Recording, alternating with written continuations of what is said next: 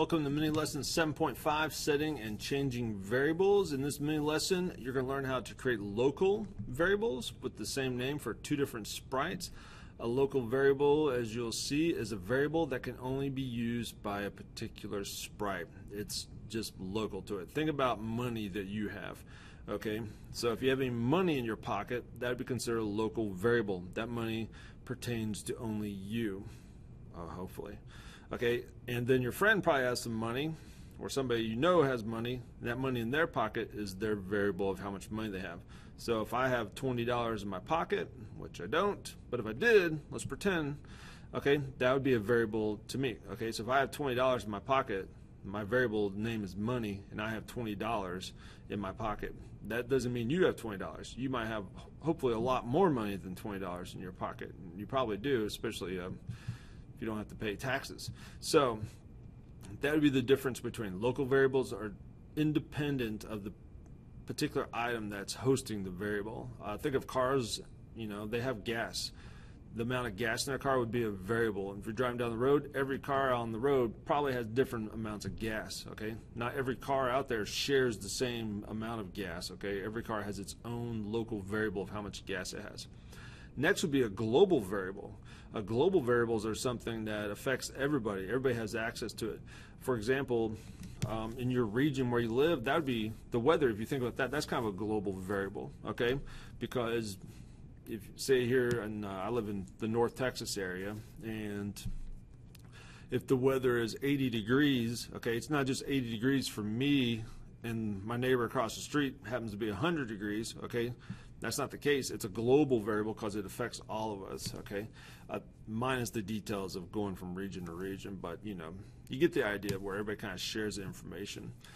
And finally, we're going to look at how to change the variable values and how to set the variable values. One thing I want you to think about between changing and setting, sometimes these terms could be used interchangeably in the real world. In our programming terms, changing and setting are two different things, and they create two different actions within the programs whenever we change a variable or set a variable. Think of a clock. If you change the time on the clock, you change it by a certain amount.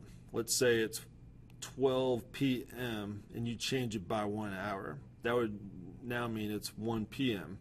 And if you changed it by another hour, it would make it 2 p.m. If you changed it by another hour, it'd make it 3 p.m. and so on and so on and so on. If we set the clock, let's say we set the clock to from 12 p.m. to 1 p.m. Okay, so we set the clock to 1 p.m.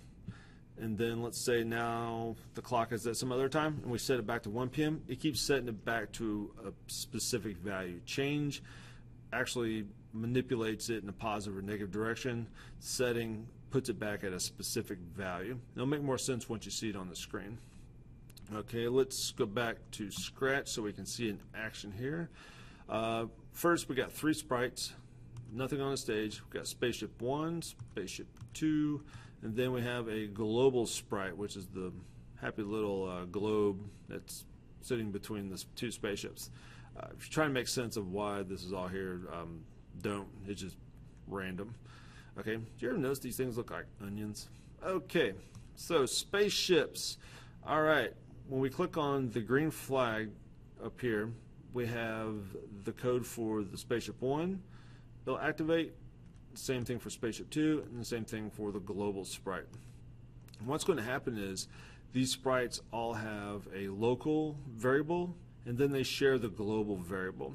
And you can tell right over here on the data section which variables are out here. For example, we have the variable called everyone. That's going to be a global variable that you create. And then we'll have a local variable for each sprite called speed. And you can't tell just by looking at these. However, whenever you make it shown up here at the top, you can see that this sprite on this little visible window right here is showing you that Spaceship 1 speed, okay? That's showing you that this variable is local to the Spaceship 1, which is right here.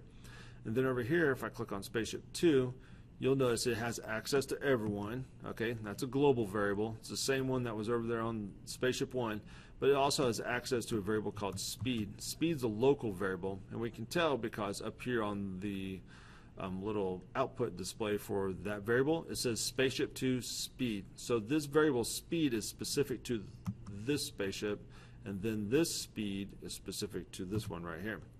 And the global variable, it only has access to the global variable. I didn't create a local variable for it. And you can, you'll see what happens whenever we run the program. So let's run the program, and let's look at spaceship 1 so you can see the code. If I press Z, it'll change the speed by 1. If I press X, it sets the speed to 0. And if I press C, it changes the everyone sprite by -1. And right here, you'll notice that I tell it to say speed. So we're going to adjust the spaceship 1's local variable first. I'm going to change it by pressing Z, so it's going to increase. It goes up pretty fast. Okay. If I press X, I'm going to set it to 0. Boop, goes back to 0. So I can press Z, doesn't matter what value it's at. I press X, it goes back to 0. Now I'm just going to press X on the keyboard and watch what happens. Okay, you see anything happening right here? Look right here. You'll notice nothing's happening. Even though the code is taking place, but you don't see output because X keeps setting the speed to 0. Okay, nothing's happening because it keeps setting it to 0. If I change the value, press X, it sets it back to 0. No matter what that value is for speed, if I press X, it sets it to 0. Z changes it by a +1. Now down here I press the C key, it's going to change the variable called everyone. The global sprite is outputting the global variable speed, the global variable information for everyone. So I press the C key, you'll notice that the global variable is increasing. And I'm going to move over to spaceship 2 in a second, but before I do that, I want to increase the variable information for the spaceship. Spaceship 1, just as some value. It doesn't really mean much, I just picked that one. Now let's go to spaceship 2 right here. Spaceship 2, when I press the M key, notice what happens. We're changing the speed variable, but this is local, and notice that it does not affect spaceship 1. It does not affect that. Even though the program's running for everything, this is a local variable, so when I press M, spaceship 2's variable is the only one that increases. When I press the letter N key, it'll reset spaceship 2's local variable speed back to 0. If I press M, increases, press N, back to 0. And the same thing, okay, it's the same concept as with spaceship 1. Now, we're going to press the B key, and we're going to change the global variable for everyone by 1. So the globe is outputting the global variable information. Right now it's at -1, 2, which I set by pressing on the key from the spaceship 1. When I press B, you'll notice it decreases the amount for this variable. I hope you see that right there. So B is decreasing, or excuse me, it's actually increasing the amount of for the variable by a +1, and it moves it into a positive direction. Whereas the one with spaceship 1 over here, when I press C, it moved it in a negative direction. And you can see the value decreasing right here. It moves me into negative territory. B moves me back into positive territory because of the code from spaceship 2. Now global variable right here, what's going to happen is it's going to change the everyone sprite by 1 when I press T. So the global the global sprite can change the global variable everyone, and when I press Y, it resets it back to 0. And if I was to press B from spaceship 2, I can increase it. If I press Y from the global sprite, I can reset it back to 0. Okay, play around with these and get used to seeing how the information changes. This is really important because when you start making more advanced games, knowing how your data affects or is affected by pressing key information and the input and the output from the users will help you isolate any issues you might have or help you make some more advanced programs that turn out to be pretty neat. Let's go back to our presentation.